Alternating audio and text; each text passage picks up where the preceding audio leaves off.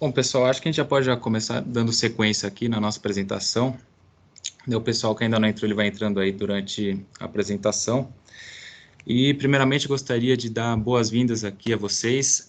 A nossa primeira apresentação, a live aí com relação ao relatório do USDA, que foi divulgado ontem. Então, a gente vai trazer aqui para vocês algumas das principais alterações que mexeram nesse mercado, que acabaram trazendo bastante volatilidade aí no mercado, principalmente aí de soja e milho. E para me apresentar, me chamo Luiz Eduardo Libânio, eu fico aqui no escritório de Campinas e hoje eu vou apresentar aqui junto com o Murilo Marques, que também fica no escritório aqui de Campinas, e a gente vai trazer aí as principais alterações que esse relatório aí do Departamento de Agricultura norte-americano trouxe nesse último relatório. Então, a gente vai falar um pouquinho sobre o mercado de soja, os principais aí players aí desse mercado que tiveram alterações significativas aí, que acabaram oscilando o mercado bastante. E na sequência o Murilo vai dar a parte de milho. E lembrando a todos aqui que a gente vai separar um tempinho ao final da apresentação para tirar todas as dúvidas que vocês tiverem aí com relação à apresentação, os números apresentados. Então, se puderem, coloquem os comentários aí no chat da apresentação e a gente vai respondendo aí no final dela. Tá ótimo? Então, vou dar sequência aqui, primeiramente no mercado de soja. E na sequência o Murilo entra para falar sobre esse mercado de milho. Bom, o mercado de soja, pessoal, primeiramente a gente vai dar um olhar aí geral sobre como que está esse cenário mundo. O mercado da soja, ela vem aí num déficit daí que ele já entra aqui desde a última safra 19 e 20, a gente passou por alguns problemas aí em grandes produtores aí como os Estados Unidos que acabaram limitando um pouco essa oferta e a gente teve o consumo já excedendo essa produção mundial e gerando esse déficit que a gente está vendo aí da safra 19 e 20. Então, antes disso, a gente vinha aí em anos aí com uma crescente volume aí de produção, que acabou elevando aí nossos estoques mundiais, mas desde a última safra a gente já viu esse cenário se invertendo um pouco e gerando essa diferença que hoje a gente já está esperando na casa dos seus 9 milhões de toneladas. Só lembrando que esse desbalanço aí de oferta e demanda, nessa safra ele é muito mais puxado aí para uma demanda crescente pela oleaginosa que acabou gerando essa diferença. Então, nesse último relatório, o departamento do USDA ele já trouxe uma redução aí da sua produção a nível mundial na casa aí de 1,3 milhões de toneladas, e isso acaba sendo em linha do que a gente está vendo no mercado hoje, né? Que a gente está acompanhando o mercado de Chicago, onde a gente está com o mercado invertido, que ele acaba refletindo justamente esse cenário ali de oferta um pouco mais limitada, juntamente aí com uma possível aí frustração aí de safra que a gente está acompanhando essa questão climática aqui na América do Sul, e juntamente com uma demanda aí bem aquecida, principalmente aí pelo mercado chinês, que acaba direcionando esse mercado aí para esses níveis que a gente está vendo hoje de mercado invertido, ou seja, os contratos no curto prazo, eles acabam sendo mais valorizados que contratos a longo prazo. Agora, entrando um pouco aqui no mercado norte-americano, o USDA, ele trouxe aí, com relação à safra, lembrando que a safra norte-americana 2021 ela se iniciou aí em setembro do ano passado, então a gente está praticamente aí 1/3 desse período de safra já consolidado. Então o USDA ele trouxe aí um ajuste na sua produção da safra 2021, e o ajuste deles reduziu aí a sua produção em aproximadamente 1 milhão de toneladas, isso por conta aí de alguns estados chaves, como Minnesota, Kansas e Iowa, que reduziram suas produtividades da lavoura. Então, gerou essa redução aí na casa de 1 milhão de toneladas para a produção da safra 2021. Com relação ao consumo, ele já foi um pouquinho mais baixista, eles reduziram o seu consumo aí em 200 mil toneladas, mas ele foi insuficiente aí para barrar esse viés altista que o mercado acabou absorvendo ontem, por conta também das exportações norte-americanas, né, onde a gente já estava com um programa de exportação norte-americano bem agressivo, né, na casa de 59,9 milhões de toneladas, e nesse último relatório o USDA ele trouxe uma elevação dessas exportações para mais 800 mil toneladas. Então a gente atinge aí um patamar recorde de projeção de exportação norte-americana, que acaba dando mais esse viés altista uma vez aí que os estoques ali nos Estados Unidos já estão em níveis considerados críticos, né? Lembrando que os estoques de passagem dos Estados Unidos aí, que encerraria aí no final de agosto de 2021, eles, quando os estoques nos Estados Unidos eles ficam abaixo de 10 milhões de toneladas, eles entram num perfil mais crítico, ou seja, os preços eles acabam ficando muito mais sensíveis a qualquer oscilação e alteração de redução dos estoques. Então, conforme aí desse último relatório, com essas alterações, os estoques finais norte-americanos já foram estimados 1 milhão de toneladas abaixo, né? Então, ele ficaria em 3,8 milhões de toneladas. Então, isso acaba sendo mais um impulsionador aí que dá esse viés altista ao mercado. E lembrando que esses estoques, nos níveis atuais que eles estão sendo estimados, eles só não ficariam abaixo de anos ali da safra 13 e 14. Lembrando que a safra 2012, 2013 lá nos Estados Unidos foi uma safra, eles tiveram uma quebra de safra, né? Então acabaram reduzindo aí, limitando os estoques e que acabou refletindo também para a safra seguinte, a 13 e 14. E esse cenário que a gente está vendo hoje também acaba sendo colaborado por conta aí dessa última safra que tivemos nos Estados Unidos, em 19 e 20, onde, lembrando que foi uma safra muito conturbada, onde no início da sua safra tiveram um clima muito adverso, ou seja, choveu bastante nos estados produtores norte-americanos, que acabaram limitando aí e dificultando esse início de safra, empurraram a janela aí e deterioraram aí o desenvolvimento das lavouras norte-americanas, que acabaram tendo uma quebra de safra também. A gente entra no mercado norte-americano para entender um pouco mais a demanda. Os Estados Unidos aí nesse último ciclo ele já iniciou com esmagamentos aí muito altos e fortes, né? Isso acaba sendo justificado aí também pelo fato de seus derivados estarem sendo muito apreciados no mercado lá em Chicago. Isso também por conta aí de problemas na Argentina, que a gente vai comentar um pouco mais para frente, que acaba dando também esse viés um pouco mais altista para o mercado, uma vez aí que a Argentina é o maior aí exportador de derivados de soja, o farelo e óleo. Então, se a gente pega no mercado norte-americano, a gente também acaba tendo um reflexo disso, uma vez que a margem de esmagamento por lá, justamente por conta dos derivados estarem apreciados, ela se mantém muito atrativa, apesar dos preços aí de Chicago estarem nos patamares que a gente está acompanhando hoje, né? Então, elas se mantêm atrativas ao esmagamento, então faz que esse consumo aí ele seja consistente e firme. Entrando um pouco mais sobre o programa de exportação norte-americano, que também é um dos fatores aí que tem mantido esse viés mais altista ao mercado, é uma vez que os Estados Unidos, lembrando que eles estão aí com cerca de 1/3 aí do seu ano safra já cumprido, os Estados Unidos ele já possui 90%, acima de 90% da sua safra já negociada para exportação. Então a estimativa deles ali de acima de 60 milhões de toneladas, cerca de 54 milhões de toneladas já foram negociadas e destinadas à exportação. E isso o que acaba colaborando é justamente essa antecipação dessas vendas que a gente pega no gráfico aqui mais à direita, de vendas acumuladas, onde que mostra que essas negociações ela têm sido antecipadas e travando as novas comercializações e acaba tendo esse reflexo aí, colaborando para dar esse suporte para esses preços de Chicago que a gente tem acompanhado. E não dá para falar de venda de soja lá para os Estados Unidos sem comentar para a China, né? Se comentar da China, uma vez que a China aí ela tem sido cada vez mais agressiva aí no seu programa de importação de commodities, né? Uma vez que a China está numa gradual recuperação do seu plantel de suíno por lá, e justamente aí de modo a garantir uma profissionalização que eles estão tentando para evitar esses novos surtos de doença que a gente acompanha com a peste suína, que acabou dizimando grande parte da sua produção aí de suínos. Então, a China, naturalmente, ela vai precisar de matéria-prima de qualidade para atender essa demanda interna dela. Então, a China ela vem num programa de importação aí muito agressivo, e que ano passado acabou não sendo tanto evidente nos Estados Unidos por conta da guerra comercial, mas esse ano retrasado, 2019, mas 2020 acabou recuperando aí com um programa aí de acordo fase 1, que acabou estimulando esse processo, esse fluxo aí de commodities para lá.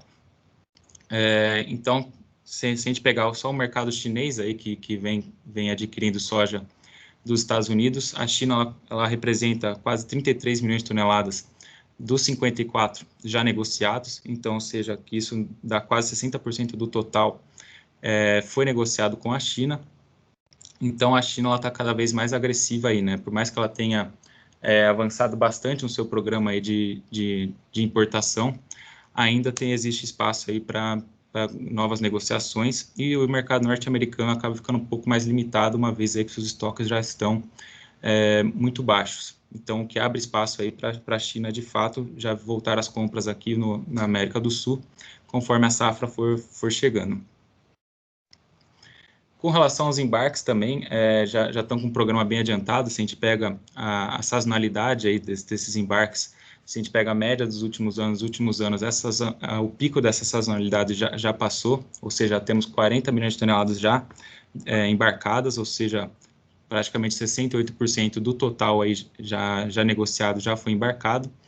E no último relatório aí também os Estados Unidos já reportou aí ter embarcado mais 1,8 milhões de toneladas, ou seja, é um volume bem expressivo, uma antecipação muito agressiva aí dos seus embarques, seu programa de exportação, e que acaba colaborando também para essas altas que a gente tem visto em Chicago.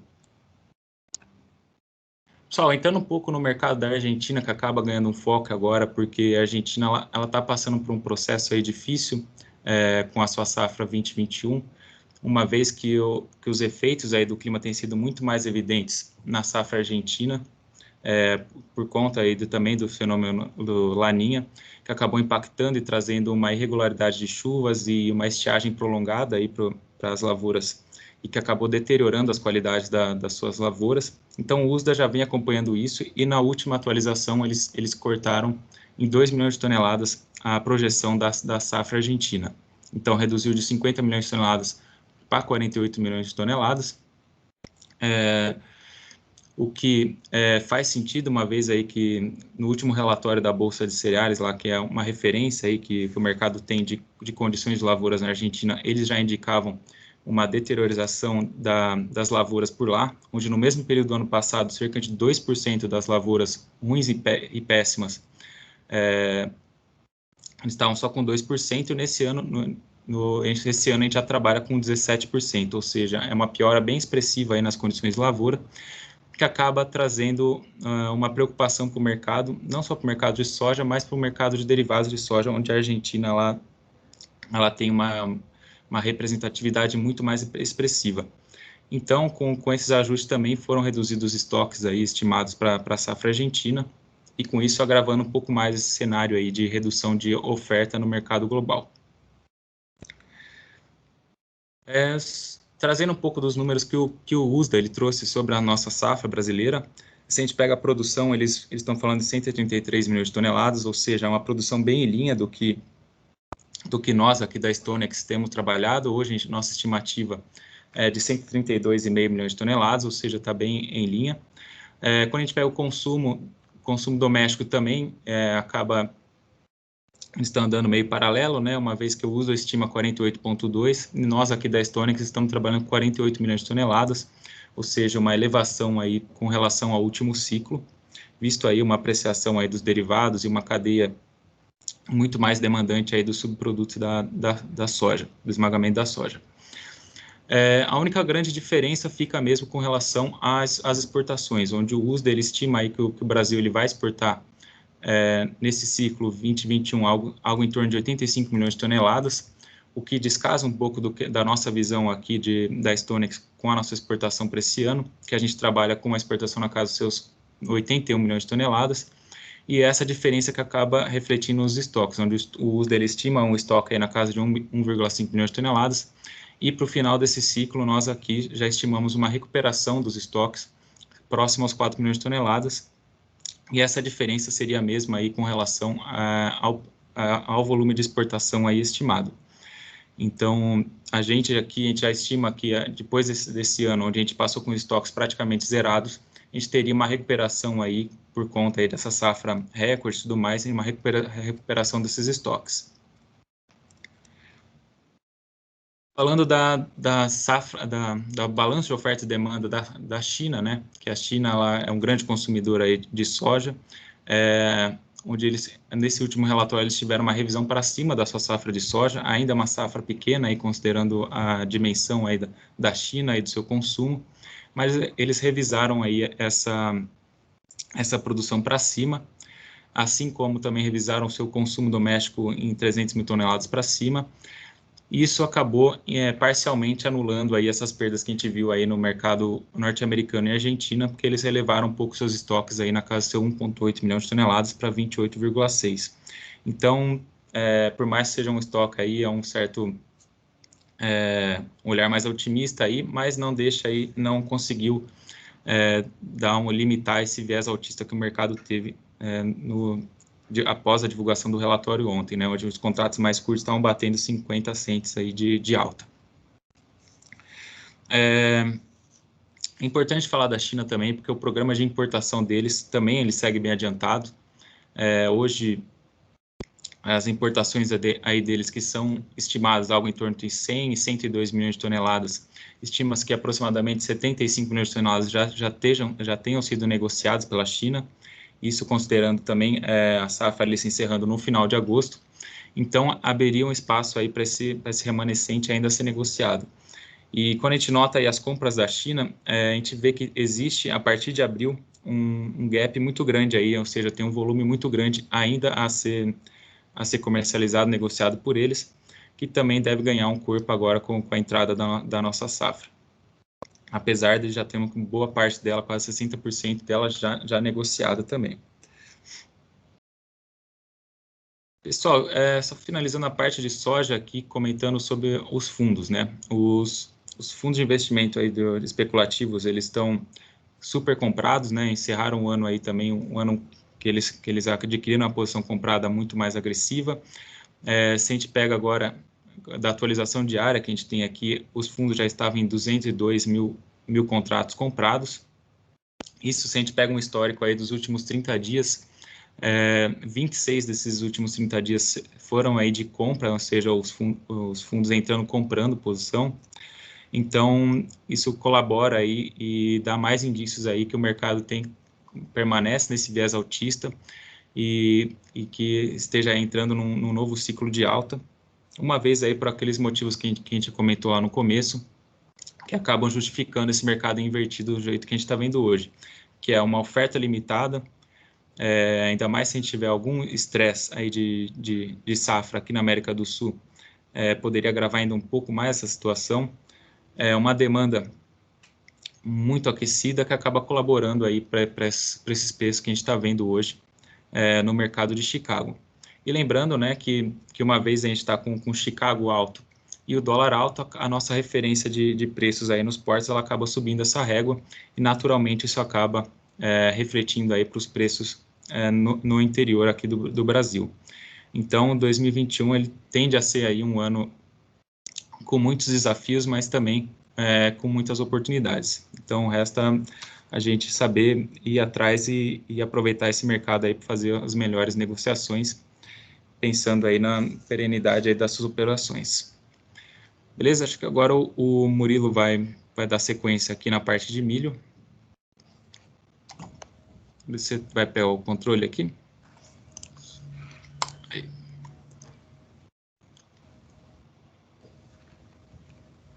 Pessoal, tudo jóia? Obrigado aí, Luiz, pela apresentação. Vou dar prosseguimento aqui ao cenário de milho. Só um minutinho.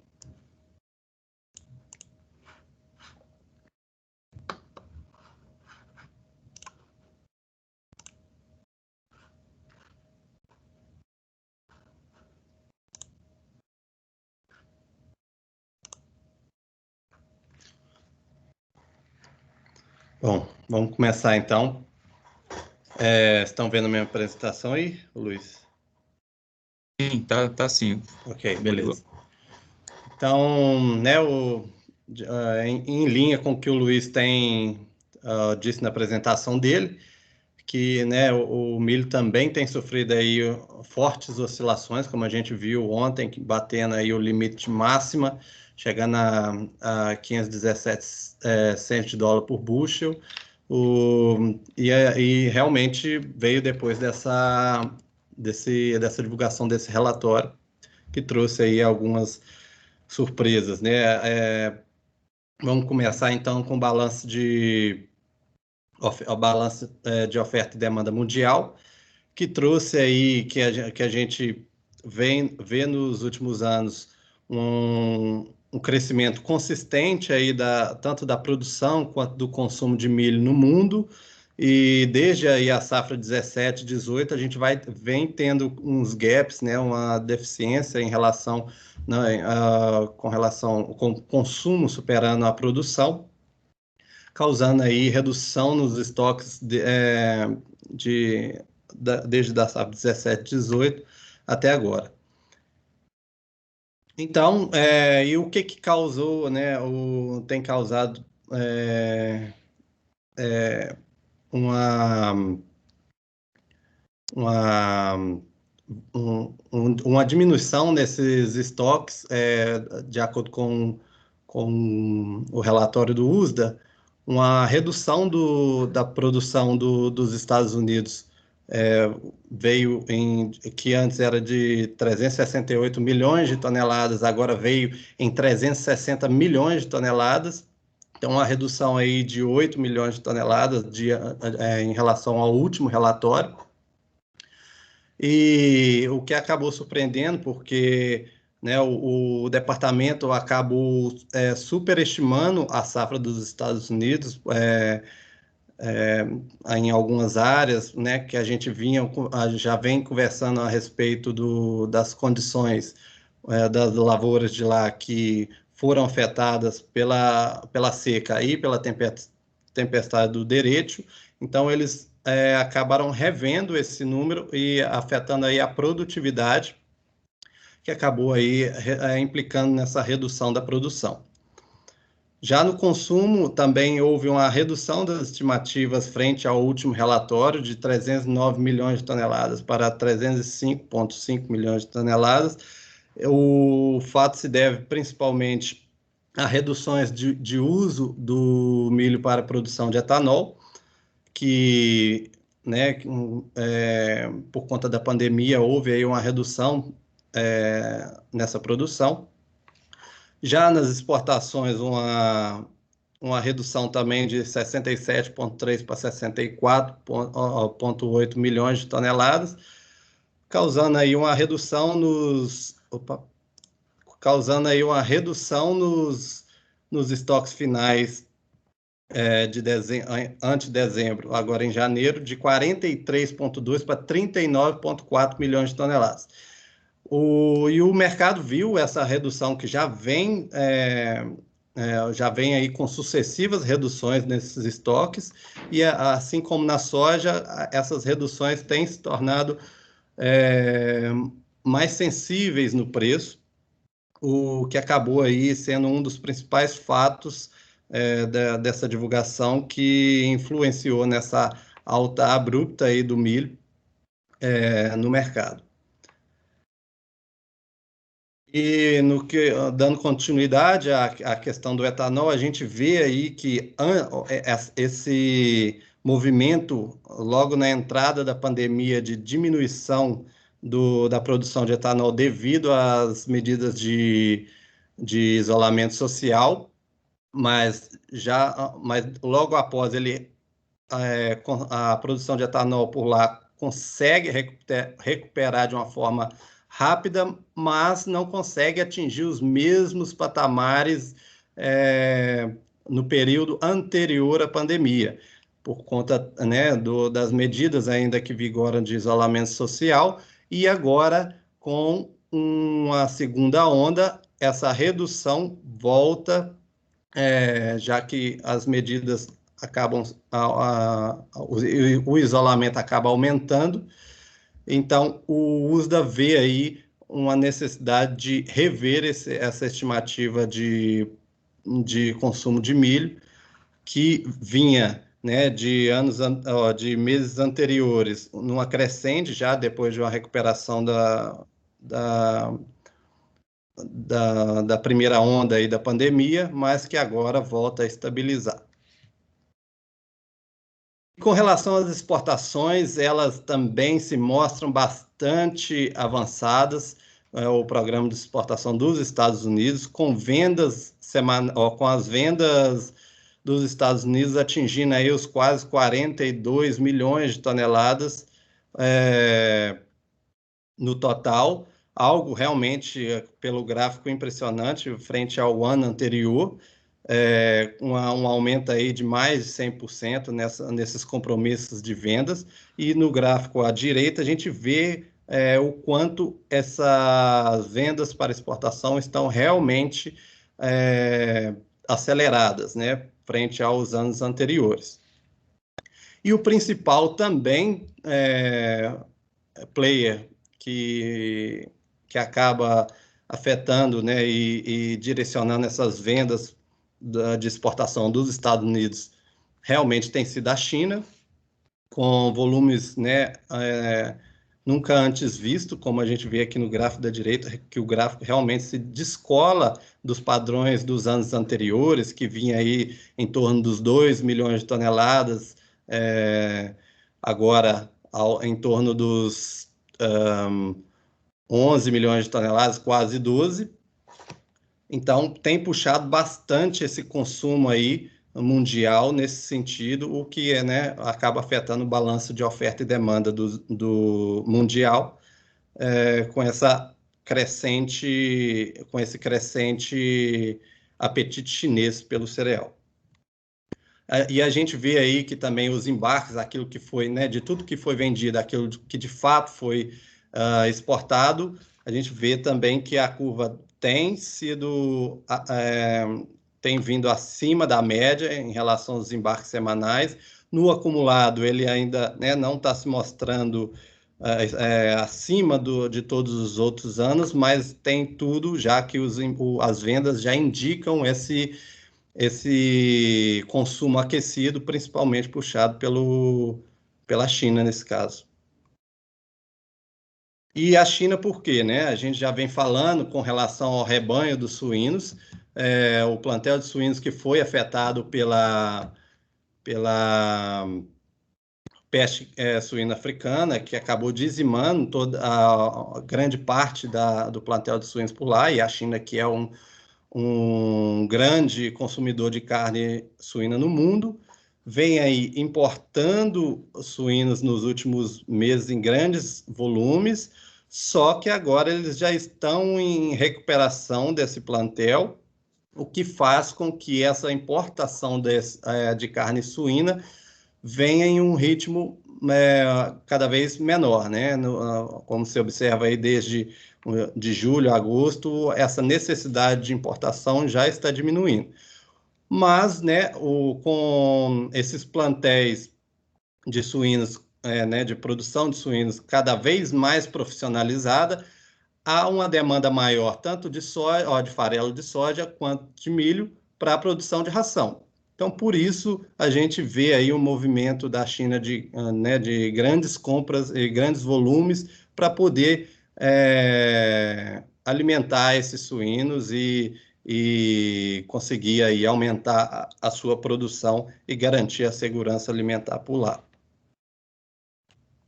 Então, né, vendo agora o balanço de oferta e demanda da China, a gente vê que o último relatório não trouxe grandes mudanças na questão de produção, com a redução de produção em 800 mil,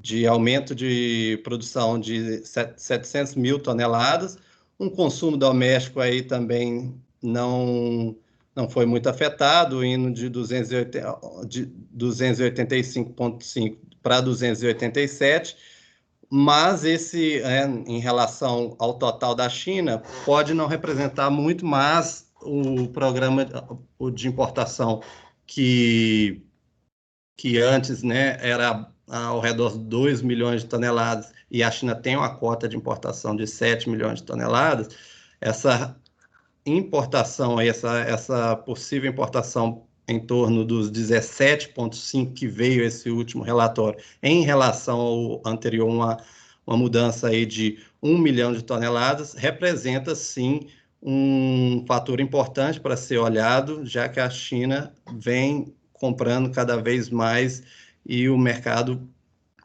e causando aí uma revolução realmente no mercado de milho. Com isso, os estoques finais ficam em 191,7 milhões de toneladas, ante a divulgação anterior de 191,5 milhões de toneladas. No Brasil, os números não se alteraram muito, o USDA só mexeu, então, na produção, devido aí aos fatores climáticos que ocorreram principalmente na região sul do país, de clima seco, e houve aí uma redução de 110 para 109 milhões de toneladas, e acabou de sair agora o levantamento da Conab, que trouxe produção do milho em torno dos 103 milhões de toneladas. Realmente uma diferença grande, já que a Conab já vem estimando uma perda já maior por conta das condições climáticas que têm afetado principalmente a região sul. Então, o consumo doméstico continua em 70 milhões de toneladas, ou seja, permanece igual em relação ao relatório de dezembro. As exportações também permanecem em 39 milhões de toneladas, e os estoques finais, então, ficam um pouco menor, devido justamente a essa redução de 1 milhão de toneladas na produção, ficando em estoques ao redor dos 6,5 milhões de toneladas. Algo também para ser monitorado aqui no Brasil, por conta aí de reduções nos estoques sucessivas, o que pode afetar os preços, tanto mais aqui no mercado interno, né? Já com a Argentina, a gente vê aí também uma redução na produção deles de 49 para 47,5 milhões de toneladas, devido principalmente a essas questões climáticas que têm afetado muito mais lá do que o Brasil. E o consumo doméstico se mantém em 15 milhões de toneladas, as exportações ficam com os mesmos 34 milhões de toneladas, e a gente percebe aqui que mesmo com a redução da produção, os estoques finais se mantêm. Isso por quê? Porque o USDA ele aumentou os estoques iniciais da Argentina, o que acabou compensando essa diminuição na produção.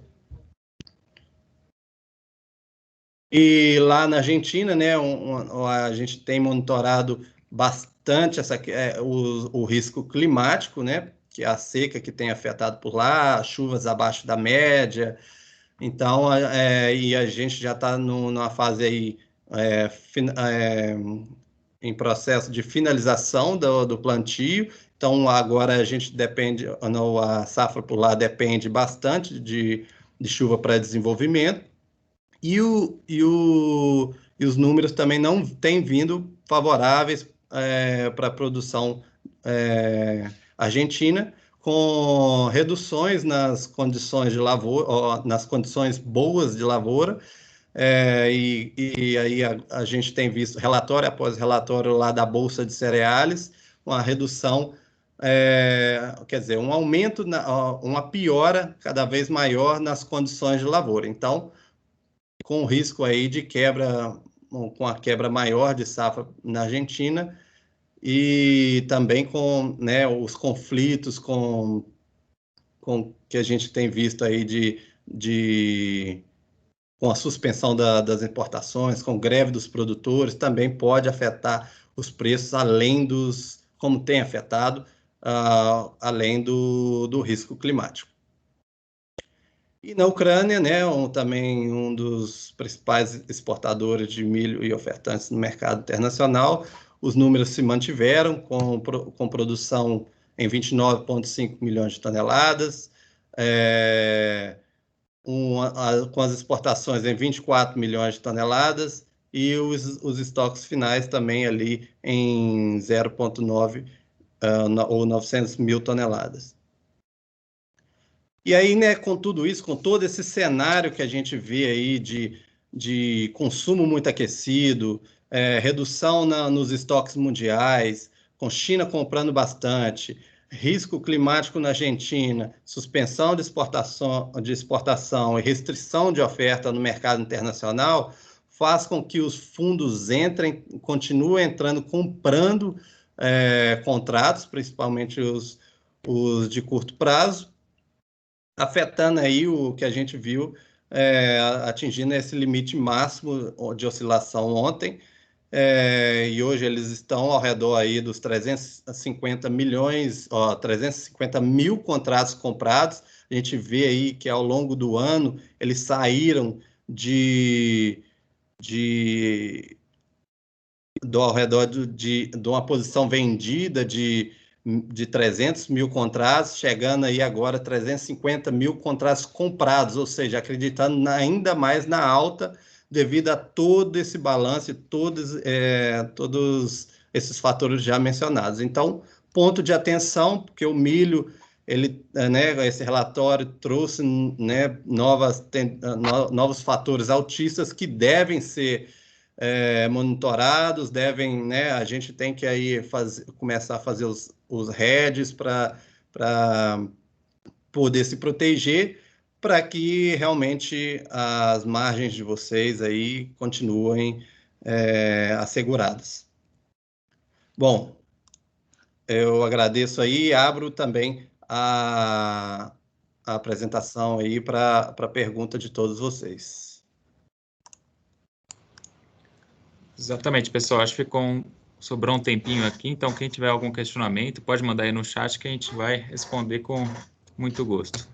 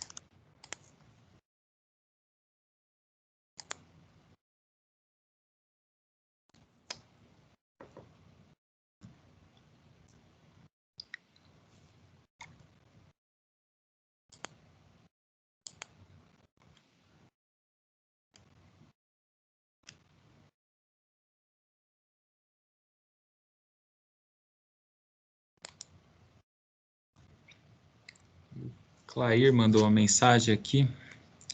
A Conab já divulgou produção de 103 e as previsões do USDA são de 107 para milho e os estoques.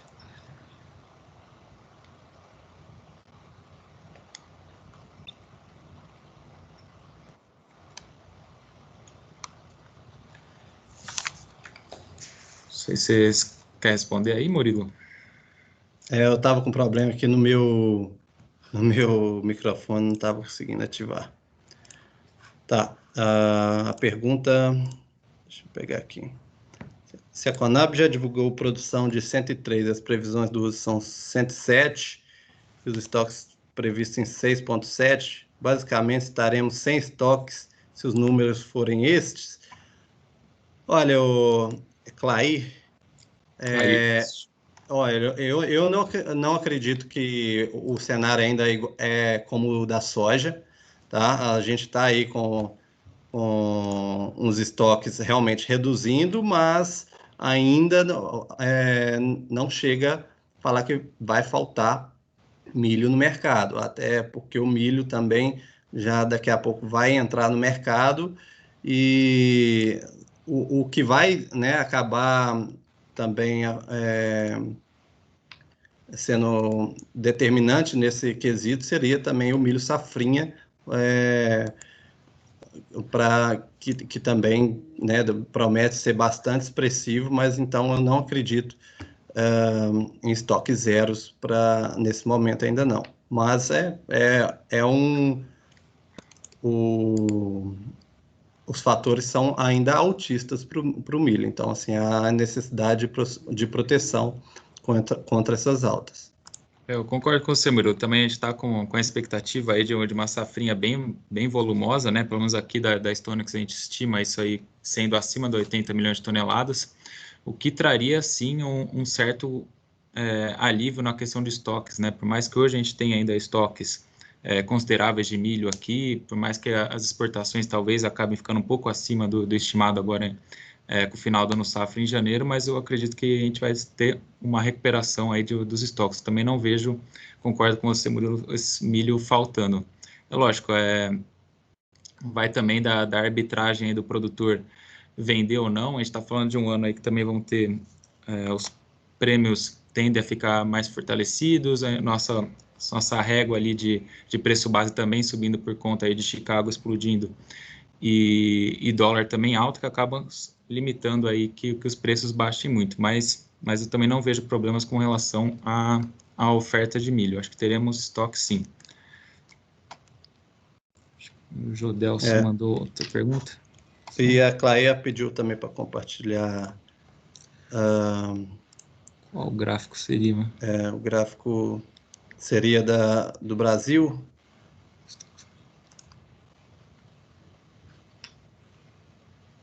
Esse gráfico aqui.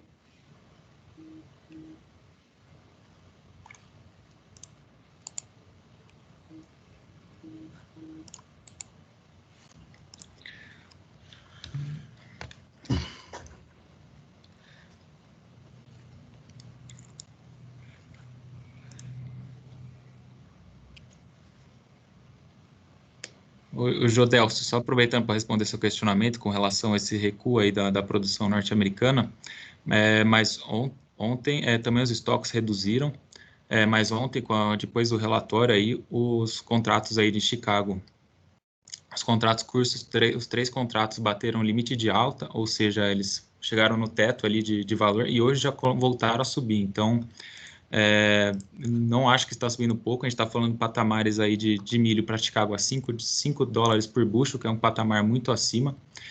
E com relação aos prêmios também, a gente está agora... Existe uma preocupação aí nesse primeiro semestre aqui, nossos prêmios aqui no Brasil, uma vez que a gente vai ter aí a entrada da safra de soja recorde, ou seja, vamos ter possivelmente esse aumento do custo logístico, que isso vai sim impactar nos prêmios aqui no Brasil. Mas e a B3 também, acho que ela também está seguindo esse movimento, está em alta também hoje, o contrato ali de março já excedendo R$90 por saca. Então, acho que esse movimento ele tá voltado assim, essa questão. É lógico, também temos a questão da Argentina limitando suas exportações, que acaba refletindo no mercado como um todo. Mas sim, o mercado ele tem reagido e tem se mantido altista perante esses fatores aí. E sem falar também na questão aí aqui no Brasil aí de uma redução da nossa produção aí, justamente pelas perdas aí no sul do país, né? E só completando também o que a Clay perguntou, também a questão das divergências, que eu acabei esquecendo de comentar, que é a questão da divergência dos estoques do USDA e da Conab está relacionado também com a questão da diferença no calendário, tá? Para o milho, o USDA ele olha, né, o calendário safra é de setembro a agosto, já a Conab ela já olha de fevereiro a janeiro, então por isso que a gente tem essa diferença grande aí nos estoques, né, na divulgação deles, entendeu? E Marcelo fez uma pergunta aqui com relação à soja, se diante desse cenário a soja teria força aí, um fôlego para subir e testar os $15 por bushel. Olha, Marcelo, eu acredito que sim, não seria nenhum absurdo a gente ver a soja testando isso aí, até ultrapassando esses patamares, justamente para aquilo que a gente estava comentando mais no início da apresentação, né? A gente está com um cenário se desenvolvendo aí de um desbalanço entre a oferta e demanda a nível mundial, onde temos aí uma oferta muito mais restrita. A gente pega o mercado norte-americano, não tem muito mais a ser ofertado nessa safra, né? Então os estoques deles já se encontram bem limitados. Temos a China aí muito agressiva na sua importação, que vai continuar acionando o mercado e fazendo a sua originação aqui, agora o foco na América do Sul. E então acho que sim, existe sim, eu acredito que a gente está entrando nesse novo ciclo de alta, onde vamos ter esses preços aí se estressando e testando esses limites aí. Então, na minha opinião, a gente está com um cenário muito mais com suporte aí de continuar esse viés mais positivo aí para a soja, do que a gente ver um recuo aqui, e isso é a soja voltar aí a baixar expressivamente. Para mim, o mercado de soja ainda altista, e conforme também a gente acompanha também, que acaba sendo um pouco do termômetro, que é com relação aos fundos, né? Então, os fundos estão também super comprados, ou seja, o mercado inteiro apostando aí numa alta aí da soja. Se responde. E só complementando também a do Jodeus, a questão da B3, né, a gente viu que ela não acompanhou o movimento na CBOT, né, enquanto a CBOT batia aí o limite máximo, a B3 já não respondia dessa maneira. Mas isso porque também a B3, a gente tem que olhar o dólar, né, o dólar ele recuou bastante, né, do lado de 5,50 para 5,32 mais ou menos. E isso aí acaba afetando, como o preço no mercado aqui interno depende muito do dólar, esse movimento contrário do dólar faz com que a B3 realmente não vá na mesma direção. Perfeito.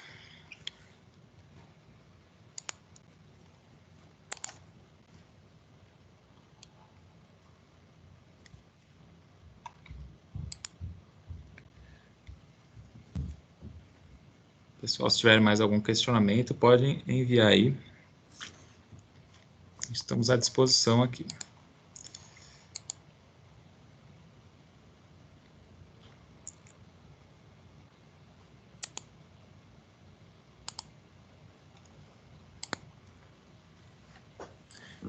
Bom, pessoal, acho que a gente vai encerrar aqui a apresentação. De qualquer modo, aqui estamos à disposição aí, se vocês precisarem de mais alguma informação, algum esclarecimento. Também não deixe de contatar o consultor aí da sua região, que daí eles vão saber explicar e tudo mais, e até desenhar uma estratégia aí que caiba aí no negócio de vocês. Tá ótimo. Gostaria de agradecer aí a presença de todos, ao Murilo também pela apresentação. Obrigado aí, pessoal. E espero nos vermos aí numa próxima também. Um abraço a todos.